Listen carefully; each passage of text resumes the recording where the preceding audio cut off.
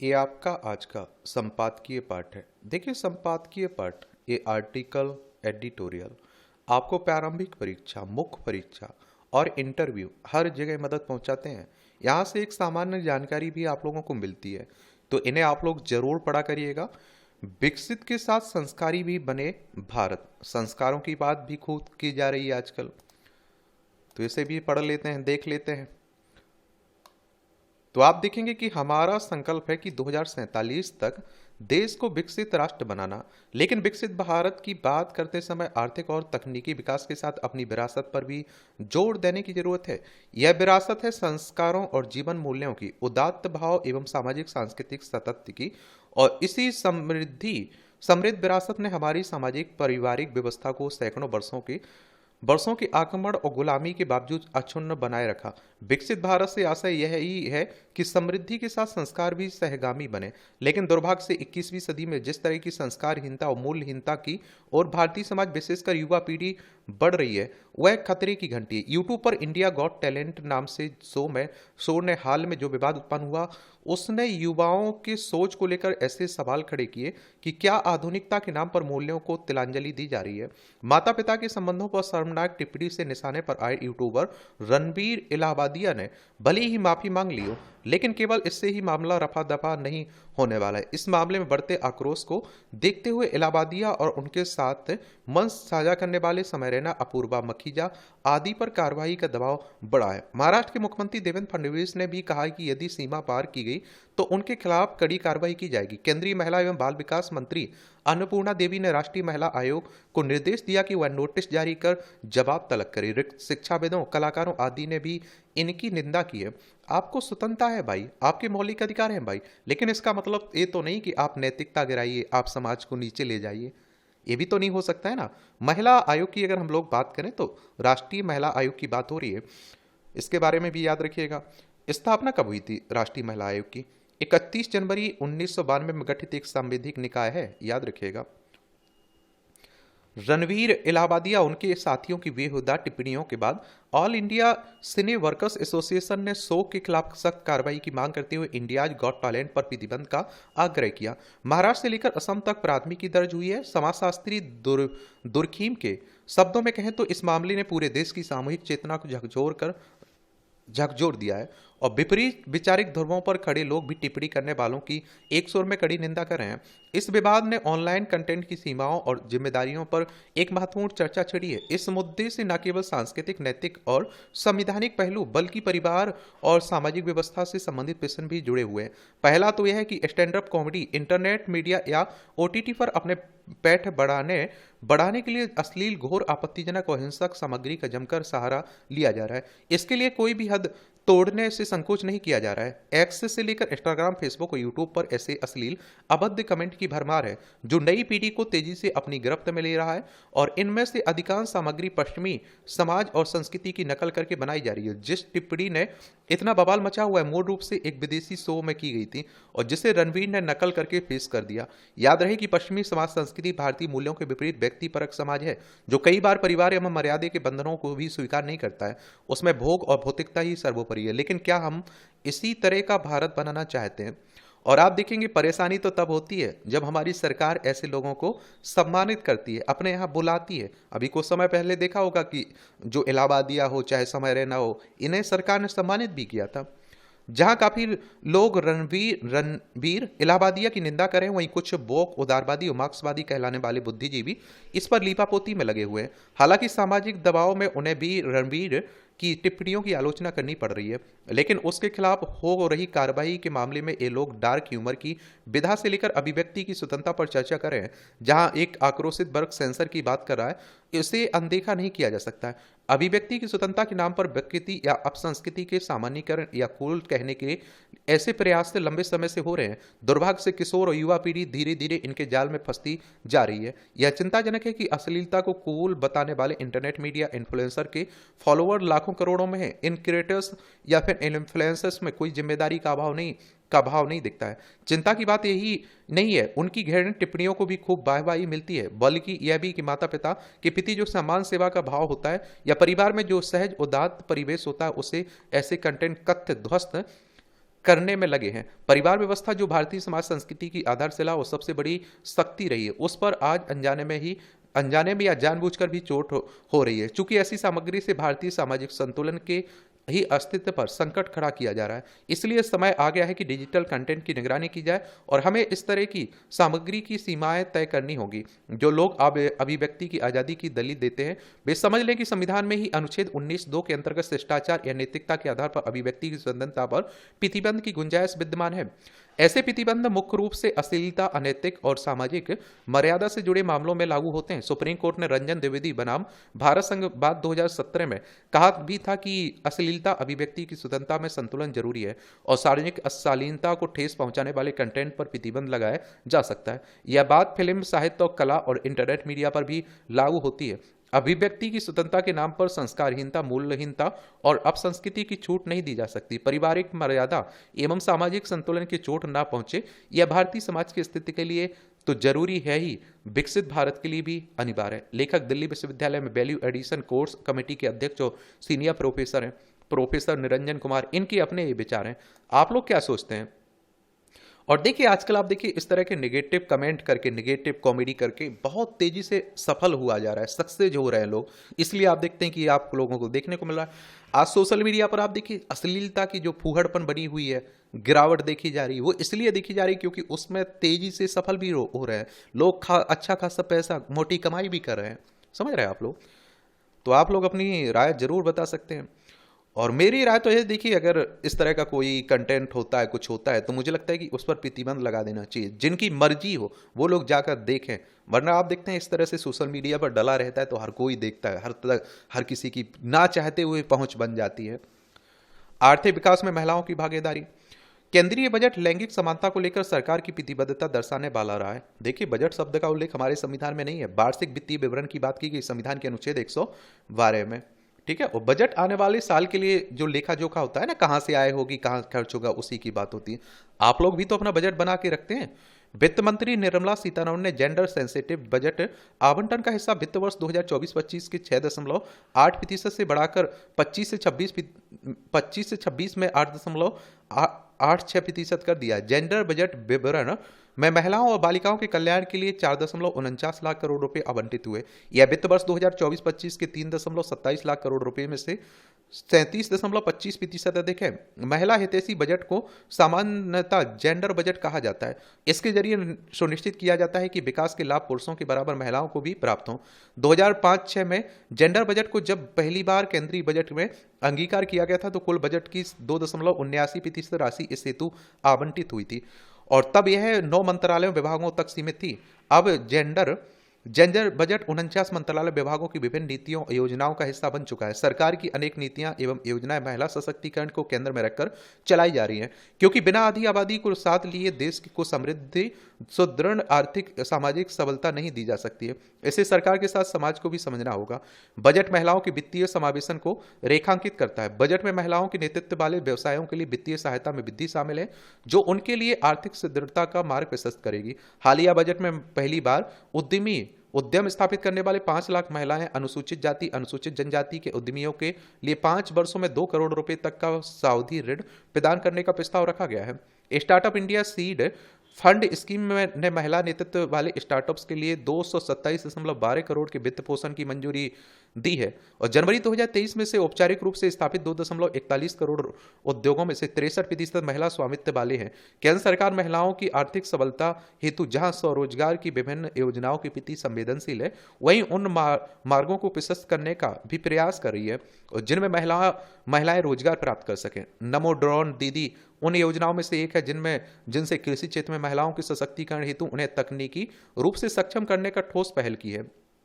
इस योजना के सबलीकरण हेतु वर्ष 2025-26 में 950.85 करोड़ रुपए आवंटित हुए थे, जबकि पिछले वित्त वर्ष में इस हेतु 250 करोड़ रुपए आवंटित किए गए थे। कहा जा सकता है कि नमो दीदी ड्रोन दीदी योजना के आर्थिक स्वावलंबन में सहायक बन रही है। कृषि क्षेत्र भी महिला केंद्रित होने के संकेत दे रही है। कृषि उन्नति योजना में 2024-25 की 2131 91 करोड़ की राशि को बढ़ाकर 2550 करोड़ रुपए करने से कृषि क्षेत्र में भी महिलाओं का वर्चस्व बढ़ रहेगा।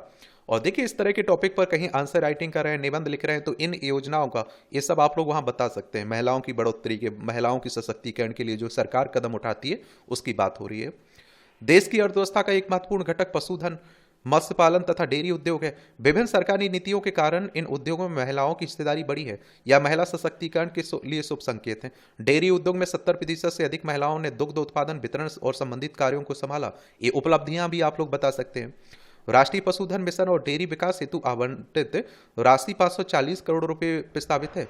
यह इस तथ्य की स्वीकारोक्ति है कि भविष्य में यह उद्योग महिला स्वावलंबन में महिला भूमिका निभाएगा। 2019-20 में नीली क्रांति का आरंभ करने वाली पीएम मत्स्य संपदा योजना में पिछले वित्त वर्ष की आवंटित राशि 75 करोड़ को बढ़ाकर 123.25 करोड़ कर दिया है। राष्ट्रीय ग्रामीण आजीविका मिशन के लिए 2024-25 में आवंटित राशि 15,047 करोड़ से बढ़ाकर 2025-26 के बजट में 19,005 करोड़ कर दिया है। ग्रामीण महिलाओं के रोजगार के एक प्रमुख आधार मनरेगा को 40,000 करोड़ रुपए मिले, जो 2024-25 में आवंटित राशि 37,654 करोड़ से अधिक है। लैंगिक समानता का दूसरा महत्वपूर्ण घटक स्वास्थ्य है। स्वास्थ्य मानव पूंजी की समृद्धि और स्थिर आर्थिकी के मूल्यवान संपत्ति है। बेहतर स्वास्थ्य उत्पादकता को बढ़ाता है, जीवन प्रत्याशा में वृद्धि करता है और सामाजिक विकास को प्रोत्साहित करता है। इसी कारण केंद्रीय बजट में इस बार सक्षम आंगनबाड़ी और पोषण 2.0 योजना की आवंटित राशि को पिछले वित्त वर्ष की तुलना में दोगुना करते हुए 450.98 करोड़ रुपए किया है। इस योजना के तहत 8 करोड़ बच्चों, 1 करोड़ गर्भवती महिलाओं और स्तनपान कराने वाली महिलाओं को पोषण आहार दिया जाता है। महिला स्वास्थ्य के लिए दशकों से स्वच्छ जल एक बहुत बड़ी चुनौती बना हुआ था। स्वच्छ जल का अभाव उनके मानसिक शारीरिक स्वास्थ्य को घातक रूप से प्रभावित करता है। जल जीवन मिशन की पहल से महिलाओं को बेहतर स्वास्थ्य भूमिका निभाई है और यही कारण है कि इस वर्ष इस योजना हेतु आवंटित राशि को बढ़ाकर 20,476 करोड़ कर दिया गया। इसी कड़ी में पीएम आवास योजना ग्रामीण भी है, जो महिलाओं के आत्मसम्मान के संरक्षण, सुरक्षित जीवन का आश्वासन देती है। इस योजना हेतु आवंटित राशि में उल्लेखनीय वृद्धि की गई। इस तरह केंद्रीय बजट 2025-26 का जेंडर बजट महिला सशक्तिकरण की राह दिखा रहा है। लेखिका है, समाजशास्त्री हैं ऋतु सारस्वत, इनके द्वारा यह आर्टिकल लिखा गया है। इन सब का उल्लेख आप लोग कर दिया करिएगा। प्रेम केवल हृदय की कोमल अनुभूति नहीं है, अपितु दो आत्माओं के बीच विश्वास की वह मजबूत कड़ी है जो हर विपरीत परिस्थिति में अडिग रहती है। समर्पण प्रेम का आधार है। इसी समर्पण से ही एक दूसरे के हृदय के संबंधन की अनुभूति होती है। प्रेम एक ऐसी अभिव्यक्ति है जिसमें शब्दों से अधिक भाव महत्वपूर्ण होते हैं। यही भाव प्रत्येक रिश्ते का संबल, उसके सशक्त बनाने वाले स्तंभ बनता है। प्रेम में सबसे कठिन परीक्षा वह होती है जब समय की कसौटी पर रिश्तों की परख होती है। पिता जब पुत्र से कहता है कि मैं हमेशा तुम्हारे साथ रहूंगा, तो यह एक आश्वासन नहीं बल्कि सुरक्षा का एहसास होता है। शिक्षक जब अपने शिष्य से कहता है कि तुम्हारी मेहनत रंग लाएगी, तो यह एक प्रेरणा बन जाती है। विवाह के समय पति पत्नी के बीच किया गया सुख दुख में साथ निभाने का वादा ही उनके रिश्ते की नींव और वैवाहिक जीवन की गाड़ी को आगे बढ़ाने वाला ईंधन होता है। प्रेम यदि संबंधों के सागर मंथन से निकला अमृत है, तो छल विष के समान होता है। स्नेह सिक्त संबंधों में जब छल का विष घुल जाता है तो विश्वास की नींव दरकने लगती है। अविश्वास न केवल हृदय को छलनी करता है बल्कि रिश्तों को उस गहरी गर्त में धकेल देता है जहां से उसका वापस निकल पाना अत्यंत कठिन हो जाता है। अविश्वास का विष आत्मा को खोखला कर देता है। इसलिए प्रेम की डगर पर तभी आगे बढ़े यदि आप में समर्पण की भावना है, आपके भाव निश्चल हों। निश्चल भाव से किया प्रेम ही परिपूर्णता प्राप्त करता है। उसके सौंदर्य के समक्ष परमात्मा भी आकर्षित हुए बिना नहीं रह सकते। मीरा का श्री कृष्ण के प्रति स्नेह प्रेम की पराकाष्ठा का एक उदाहरण है। प्रेम का वास्तविक स्वरूप तभी खिलता है जब शब्दों से अधिक कर्मों का महत्व होता है और भौतिकता से अधिक भावनाओं का। और आजकल आप देखते हैं कि आशिकों के त्योहार चल रहे हैं ना, इनका ये अलग ही त्योहार रहता है। इनका प्रेम आप देखते हैं अलग ही रहता है। दुनिया भर की बड़ी बड़ी बातें देखते होंगे आप लोग बस। तो आजकल का तो प्रेम यही है। सुप्रीम कोर्ट की खरी बात। बेघर व्यक्तियों के लिए पर्याप्त आश्रय की मांग करने वाली जनहित याचिका की सुनवाई करते हुए सुप्रीम कोर्ट की इस टिप्पणी पर राजनीतिक दलों को गंभीरता से विचार करना चाहिए कि मुफ्त सुविधाएं एवं सीधे धन देने वाली योजनाएं लोगों को आक्रामक में बना रही हैं और लोगों को काम करने से बच रहे हैं। आप लोगों ने देखा होगा जहां भी चुनाव होता है, हर पार्टी आप देखते हैं एक तरह से प्रतिस्पर्धा करती है। भैया हमारी सरकार आई तो हम 1500 देंगे, दूसरी कहती 2000 देंगे, तीसरी कहती 1500 दे 2500 देंगे, 4000 देंगे। और इस तरह से आप देखिए फ्री की बातें होती रहती हैं। शिक्षा की बात नहीं होती, स्वास्थ्य की बात नहीं होती है और दुनिया भर के काम है वो नहीं होते हैं। तो उसी को लेकर सुप्रीम कोर्ट एक टिप्पणी कर रहा है। सुप्रीम कोर्ट हमारी सर्वोच्च अदालत है। संविधान के अनुच्छेद 124 के तहत सुप्रीम कोर्ट की स्थापना की बात की गई। 28 जनवरी 1950 में स्थापना हुई थी और चुनाव की बात करें तो विधानसभा हो, लोकसभा चुनाव, इनकी बात हो रही है। कौन करवाता है ये चुनाव? चलिए आप लोग बताइए। अगर आपको विधानसभा का चुनाव लड़ना हो तो आपकी उम्र कितनी होनी चाहिए? और आप देखेंगे कि सुप्रीम कोर्ट ने यह विचारों तक प्रश्न भी किया, क्या ऐसा करके हम लोगों को परजीवी बना रहे हैं? निसंदेह ऐसा ही किया जा रहा है, और इसकी पुष्टि इससे होती है कि कई राज्यों में उद्योगों को दूसरे राज्यों से श्रमिक लाने पड़ रहे हैं। तथ्य यह भी है कि कुछ उद्योग श्रमिकों की कमी की शिकायत करते हैं, और यह संभव है कि रेवड़ी छाप योजनाओं की वकालत करने वाले सुप्रीम कोर्ट की टिप्पणी पर किंतु परंतु करें, लेकिन इस सच से मुंह नहीं मोड़ा जा सकता है कि यदि बिना किसी किए लोगों को धन अथवा मुफ्त सुविधाएं दी जाती रहीं तो कुछ लोग ऐसे ही होंगे जो काम करने से बचेंगे। आखिर जब उन्हें मुफ्त अनाज, बिजली, पानी और अन्य सुविधाओं के साथ नगद राशि भी मिलेगी तो वे काम करना क्यों पसंद करेंगे? सुप्रीम कोर्ट की टिप्पणी के आधार पर ऐसा कोई निष्कर्ष निकालना अनुचित होगा कि शीर्ष तर्क जन कल्याणकारी योजनाओं की उपयोगिता पर सवाल खड़े कर रहे हैं, क्योंकि उसने यह भी कहा है कि रेवड़ियां बांटने से बेहतर लोगों को मुख्यधारा का हिस्सा बनाना और कमजोर लोगों के आर्थिक उत्थान के लिए योजनाएं चलाई जानी चाहिए। लेकिन इस तरह के ऐसे लोग अपने आय बढ़ाने और स्वावलंबी बनाने के लिए तत्पर हों, इससे ही भी अपने और देश के आर्थिक उत्थान में सहायक बन पाएंगे। अभी जन कल्याण और निर्धनता निवारण के नाम पर ऐसी कई योजनाएं चलाई जा रही हैं जो लोगों को आर्थिक रूप से अपने पैरों पर खड़ा करने के लिए प्रेरित नहीं कर पा रही हैं। ऐसी योजनाएं कमजोर तबकों के आर्थिक उन्नयन में सहायक बनने के बजाय उन्हें पाराश्रित की ही बनाती हैं। लोगों को सदा के लिए सरकारी योजनाओं पर निर्भर बनाए रखना उन्हें एक तरह से पंगु करना ही है। अच्छा हो कि हमारी नीति नेता यह समझे कि किसी गरीब मछुआरे को मछली देने से बेहतर होता कि उसे मछली पकड़ने में समर्थ बनाना। यह सही है कि सुप्रीम कोर्ट ने रेवड़ी वाली योजनाओं पर कोई आदेश निर्देश देने के स्थान पर एक टिप्पणी की है, लेकिन इससे उसकी गंभीरता कम नहीं हो जाती। वैसे अतीत में वह यह भी कह चुका है कि यह ठीक नहीं है राजनीतिक दल वोट पाने के लिए मुक्त हो रही वाली योजनाओं की घोषणा करें। दुर्भाग्य से इसका राजनीतिक दलों पर कोई असर नहीं पड़ा, उल्टे उनमें ऐसी योजनाओं की घोषणा करने की होड़ लगी हुई है, और हर पार्टी कर रही है। मैं कह रहा हूं कि हर पार्टी एक पे 11 है। एक बात और आपको बात बता दूं, योजना लाना है तो मनरेगा जैसी योजनाएं लाइए आपकी, कम से कम लोग रोजगार मिलें और वो अपने कमाएं खाएं। इस तरह का कुछ करें। सीमा पर सख्ती, भारत नेपाल के बीच सीमांकन की गड़बड़ी दूर करने की कवायद एक बार फिर शुरू हुई है। सुरक्षा के दृष्टिकोण से यह बहुत जरूरी कदम है। दोनों देश 1700 से अधिक किलोमीटर की सीमा साझा करते हैं, इसमें 633 किलोमीटर सीमा बिहार में है, खुली सीमा।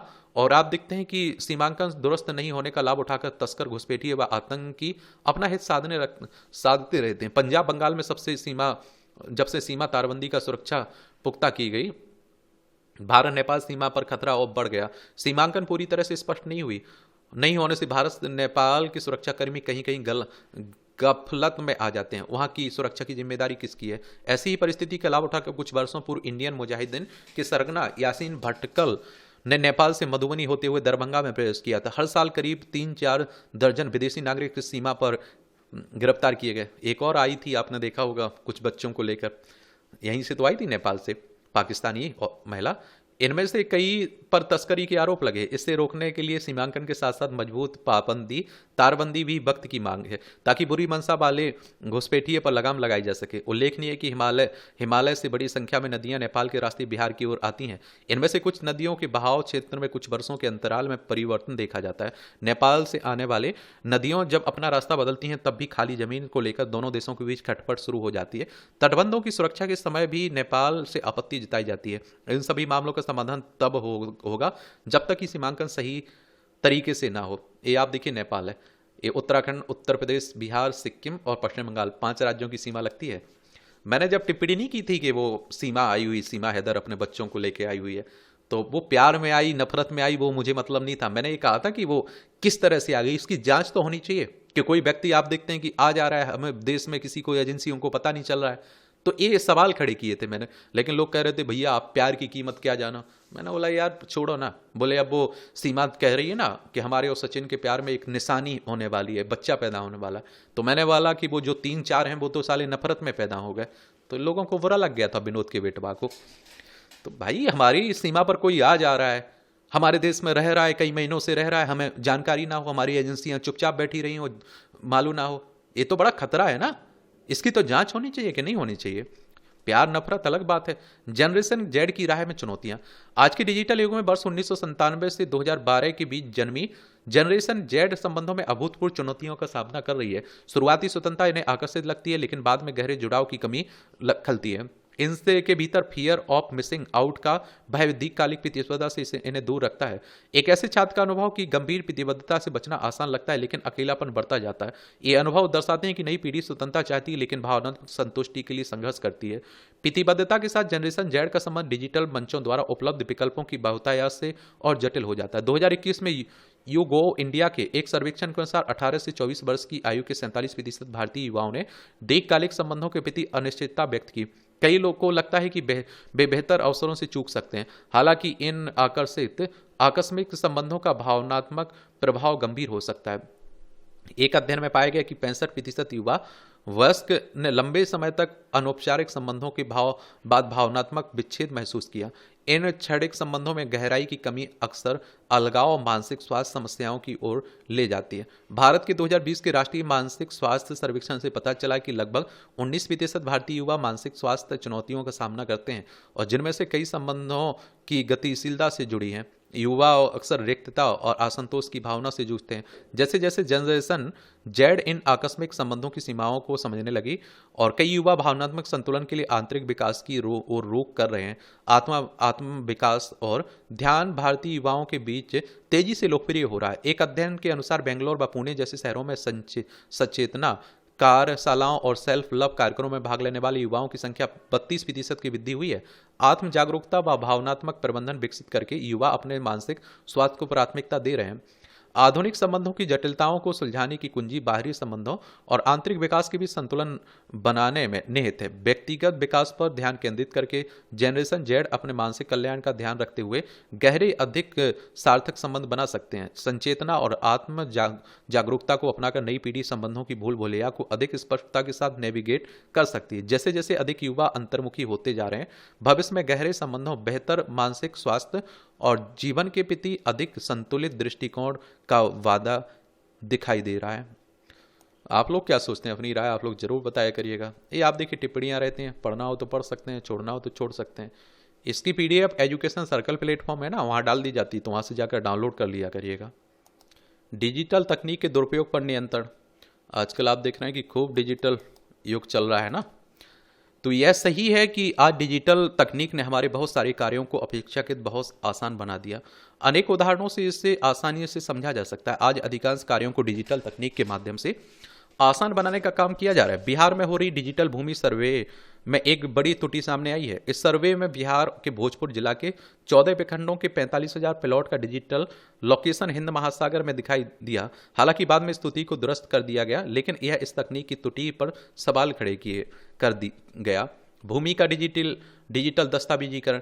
इस मामले में देश के सभी नागरिकों का डिजिटल साक्षर नहीं होना भी एक बड़ी समस्या पैदा करता है। लिहाजा ऐसे लोगों को डिजिटल तकनीक से जोड़ने के लिए भी पर्याप्त व्यवस्था की जानी चाहिए। खासकर ग्रामीण इलाकों में जिस प्रकार से भूमि दस्तावेजों का डिजिटाइजेशन हो रहा है, सभी प्रकार के कार्यों डिजिटल माध्यम से संपन्न हो रहे हैं। वे कार्य आसान होने के बावजूद एक बड़ी आबादी के लिए चुनौती के रूप में है। यह सही है कि भूमि का डिजिटल तकनीक के माध्यम से दस्तावेजीकरण और गूगल मैपिंग से भूमि संबंधी उपजी समस्याओं को काफी हद कम किया जा सकता है, किंतु इस बात का विशेष ध्यान रखना होगा कि डिजिटल तकनीक से समस्या कहीं और जटिल ना हो जाए। चूंकि भूमि अचल संपत्ति है, लिहाजा यह लोगों की अस्मिता से जुड़ी हुई है। डिजिटल तकनीक जनित किसी लापरवाही से लोगों की दिक्कतें बढ़ ना जाएं। इसके लिए सरकार और डिजिटल तकनीक निगरानी करने वाली संस्थाओं को ध्यान देना चाहिए। चूंकि भारत में न्यायालयों में अधिकांश मामले आप देखते हैं कि भूमि विवाद से संबंधित हैं। लिहाजा आप देखिए डिजिटल तकनीक के माध्यम से भूमि का दस्तावेजीकरण करने से पहले वास्तविक रूप से भूमि का सत्यापन भी किया जाना चाहिए। डिजिटल तकनीक पूरी तरह से नेटवर्क प्रणाली पर निर्भर है। ऐसे में दस्तावेजीकरण के दौरान सर्वर डाउन या फिर डाटा लॉस होने के कारण भूमि रिकॉर्ड तक पहुंच बाधित होने की आशंका भी बनी रहती है। डिजिटल भूमि सुधार के शुरुआती दिनों में जो समस्याएं देखने को मिली, यदि उनका समय रहते अनुचित रूप से समाधान नहीं किया गया समुचित रूप से, तो भविष्य में यह एक विकराल समस्या धारण कर सकती है। डिजिटलीकरण के बढ़ते प्रचलन से आने वाले दिनों में डिजिटल डाटा एक बड़ी संपत्ति होगी। डिजिटल तकनीक के समक्ष सबसे बड़ी चुनौतियां दस्तावेज में हेर फेर से धोखाधड़ी की घटनाएं बढ़ सकती हैं। बढ़ते साइबर हमले और भूमि संबंधी डाटा चोरी से भूमि माफिया को दुरुपयोग का मौका मिलेगा। वहीं ग्रामीण क्षेत्रों में डिजिटल साक्षरता की कमी के कारण भूमि मालिकों को डिजिटल भूमि रिकॉर्ड तक पहुंचने में समस्या का सामना करना पड़ेगा। डिजिटल तकनीक को अपनाने में सरकारी एजेंसियां, अधिकारियों और कर्मचारियों को भी शुरुआती दिनों में दिक्कतें होती हैं। ऐसे में किसानों को इन समस्याओं से निजात पाने के लिए बिचौलियों पर निर्भर होना पड़ेगा। इसलिए इन सभी तथ्यों को भी ध्यान में रखा जाना चाहिए ताकि व्यवस्थागत विसंगतियों का भी समाधान किया जा सके। व्यवहारिक समाधान। तो डिजिटल तकनीक एवं गूगल मैपिंग से हुए लाभों को नकारा नहीं जा सकता है, किंतु इसके दुष्परिणाम को नजरअंदाज भी नहीं किया जा सकता है। डिजिटल तकनीक पर पूरी तरह निर्भरता बढ़ाने से पहले हमें किसानों के साथ होने वाली उपयुक्त समस्याओं का समाधान भी करना होगा। डिजिटल डाटा की निगरानी के लिए जीरो ट्रस्ट रिकॉर्डिंग फार्मूला बनाना चाहिए। भूमि सुधार संबंधी डाटा या गूगल मैपिंग के डाटा को फाइनल अपडेट करने से पहले वास्तविक यानी भौतिक रूप से स्थल आधारित सर्वे किया जाना चाहिए। भारत के ग्रामीण क्षेत्रों में 95% से अधिक भूमि अभिलेखों का डिजिटलीकरण किया गया और ऐसे में इस समाधान की आवश्यकता और अधिक बढ़ जाती है। क्या हो जाती है? बढ़ जाती है। और आप देखते हैं कि वहीं गूगल सर्च इंजन और गूगल मैप की तर्ज पर सरकार को व्यापक रूप से स्वदेशी डिजिटल तकनीक को बढ़ावा देना चाहिए। सरकारी एजेंसियों और डिजिटल तकनीक के क्षेत्र में कार्य कर रही कंपनियों के साथ समन्वय स्थापित करते हुए ब्लॉक और जिला स्तर पर डिजिटल तकनीक निवारण केंद्र स्थापित करना चाहिए। साथ ही केंद्र और राज्य और जिला स्तर पर एकीकृत डाटा सेंटर बनाने की दिशा में विचार करने की बातें भी हो रही हैं। विचार करना चाहिए ताकि भविष्य में डाटा को लेकर किसी प्रकार के विविधीकरण की समस्या ना उत्पन्न हो। डिजिटल तकनीक जीवन का अहम हिस्सा बन गया है, जो इसे नकारा नहीं जा सकता है। भारत सरकार डिजिटल तकनीक को बढ़ावा देने के लिए सार्थक प्रयास भी कर रही है। ग्रामीण क्षेत्रों में इंटरनेट सुलभ और डिजिटल तकनीक को बढ़ावा देने के लिए भारत नेट परियोजना काफी सफल रही है। भारत गूगल मैपिंग पर निर्भरता कम करने के लिए स्वदेशी निर्मित मैपिंग सेवा भवन और नाविक को विकसित किया है, लेकिन गूगल की तर्ज पर और प्रभावशाली बनाने की जरूरत है। सरकार डिजिटल तकनीक से उपजी उपचुनौतियों के निवारण हेतु डिजिटल इंडिया, डाटा संरक्षण कानून, साइबर सुरक्षा नीति और कौशल विकास कार्यक्रमों के माध्यम से समस्याओं का समाधान कर रही है। ऐसे में उम्मीद की जानी चाहिए कि डिजिटल साक्षर के मामले में पिछड़े नागरिकों को कम चुनौतियों का सामना करना पड़े। अब देखिए, समस्याएं बता दी गई, उनके समाधान किस तरह से हो सकते हैं वो बता दिए गए। यही तो भैया आपको आंसर राइटिंग में लिखना है, समझ रहे हैं आप लोग। फर्जी समाचारों के लिए फैक्ट चेकिंग व्यवस्था।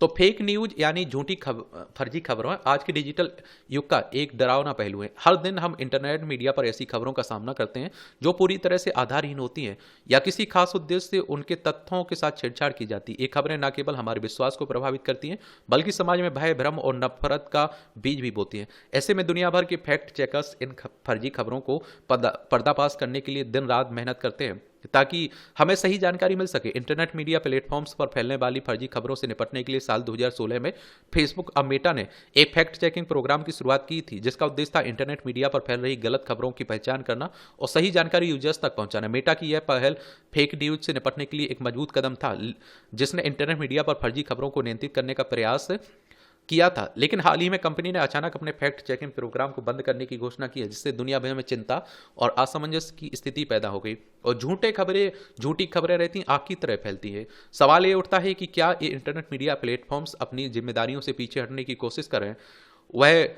वह भी ऐसे समय जब एआई और डीप फेक जैसी तकनीक ने सही और गलत में पहचान करना और भी अधिक मुश्किल कर दिया है। प्रोग्राम को बंद करने के पीछे कंपनी की दलील है कि फैक्ट चेकिंग प्रोग्राम की जगह इंटरनेट मीडिया पर अब कम्युनिटी नोट्स मॉडल शुरू किया जाएगा। 2016 में मेटा ने third party fact checking programme शुरू किया था, जिसके तहत कंपनी स्वतंत्र फैक्ट चेकिंग संगठनों के साथ मिलकर इंटरनेट मीडिया कंटेंट का मूल्यांकन करती है। इसका उद्देश्य गलत सूचना के प्रसार को रोकना है। मेटा ने इस प्रोग्राम के तहत $10 करोड़ से अधिक का निवेश किया और इस साझेदारी में दुनिया भर के 80 से अधिक मीडिया संगठन शामिल हैं, जिनमें भारत में कंपनी ने अकेले 11 फैक्ट चेकिंग संस्थानों से करार किया था। प्रोग्राम में थर्ड पार्टी फैक्ट चेकर्स संभावित फर्जी खबरों पोस्ट को चिन्हित करते हैं, जिसके बाद फीड में एल्गोरिथम की मदद से ऐसी पोस्ट की रीच को खत्म कर दिया जाता है। लेकिन हाल में मेटा के सीईओ ने इस पुराने प्रोग्राम के राजनीति रूप से पक्षपाती करते हुए इसे बंद करने का निर्णय लिया। उन्होंने नई कम्युनिटी नोट्स मॉडल को अधिक बेहतर बनाया। हालांकि मेटा के इस कदम को कई विशेषज्ञ आलोचनात्मक नजरों से देख रहे हैं। वैसे राजनीतिक दबाव के चलते लिया गया फैसला बता रहे हैं। नया कम्युनिटी नोट्स मॉडल ये माइक्रो व्लॉगिंग साइट एक्स के सामुदायिक नोट्स कार्यक्रम की तरह काम करेगा, जिस ट्विटर ने 2021 में वर्ड वॉच नाम से शुरू किया था। इसके तहत यूजर्स पोस्ट पर नोट्स जोड़ सकते हैं और यूजर्स की रेटिंग से कंटेंट की गुणवत्ता सुनिश्चित की जाती है। पारंपरिक फैक्ट चेकिंग प्रोग्राम के विभिन्न नोट्स को कर्मचारियों या एक्सपर्ट्स द्वारा संपादित नहीं किया जाता है, यह पूरी तरह यूजर्स पर निर्भर है। कंपनी के मुताबिक थर्ड पार्टी फैक्ट चेकिंग में विशेषज्ञों का पूर्वाग्रह, पक्षपाती रवैया हो सकता है और जिससे वे एक पक्ष की ओर झुक सकते हैं। परंतु मेटा के इस फैसले के क्या खतरे हो सकते हैं? दरअसल एक्सपर्ट्स और फैक्ट चेकर्स के बिना आप प्रशिक्षित यूजर्स को फेक न्यूज की पहचान करने में कठिनाई हो सकती है और निगरानी के बगैर राजनीतिक या प्रोपेगेंडा पर आधारित कंटेंट प्लेटफॉर्म पर हावी हो सकता है, जो बड़ी जनसंख्या को प्रभावित भी कर सकता है। अपनी राय आप लोग बताया करिएगा। आप लोगों को भैया प्रीलिम्स देना है, मुख्य परीक्षा आप लिखेंगे तो आपका भी होना चाहिए। लोक निर्माण से लोक कल्याण की राय। ये मध्य प्रदेश लोक निर्माण विभाग मंत्री राकेश सिंह अपने नवाचार के लिए खास चर्चा में देश के सड़कों की गुणवत्ता, आधुनिक तकनीक और अपने तरीके से भ्रष्टाचार रोकने की कवायद के लिए जिस तरह से नितिन गडकरी ने पहचान बनाई, उसी रास्ते पर चलते हुए राकेश सिंह प्रदेश के लोक निर्माण विभाग में कुछ नया कर दिखा रहे हैं। ये आप देख लीजिए। मध्य प्रदेश भोपाल इसकी राजधानी है। 1 नवंबर 1956 में इसे राज्य बनाया गया था।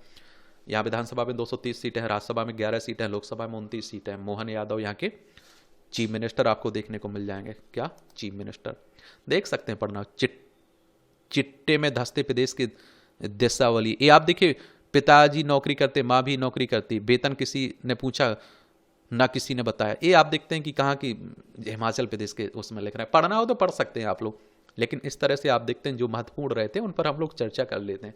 फिर हर आर्टिकल से कुछ ना कुछ आपको सीखने को तो मिल ही जाता है। अब मेरे लिए कोई सवाल हो, आप लोगों का सुझाव हो तो आप लोग जरूर बता सकते हैं। धन्यवाद।